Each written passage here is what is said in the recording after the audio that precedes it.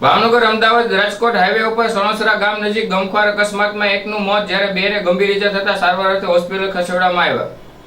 Bhavnagar Rajkot highway road પર મોડી રાત્રિના સમયે સણોસરા ગામ નજીક ગમખ્વાર અકસ્માત થયો હતો. રાત્રિના 4 વાગ્યા આસપાસ ટ્રક અને કાર વચ્ચે અકસ્માત સર્જાયો હતો. અકસ્માતમાં એટલો ભયંકર હતો કે આ બનાવમાં સુરેશભાઈ ધાંધલિયા નામના વ્યક્તિનું મોત થયું હતું, જ્યારે અન્ય 2 વ્યક્તિઓને ઈજા થતા સારવાર માટે સિવિલ હોસ્પિટલ ખાતે ખસેડવામાં આવ્યા હતા. કારમાં સવાર પરિવાર શુભ પ્રસંગ પતાવીને પરત ઘર આવી રહ્યો હતો તે વેળાએ અકસ્માત બનાવ બન્યો હતો.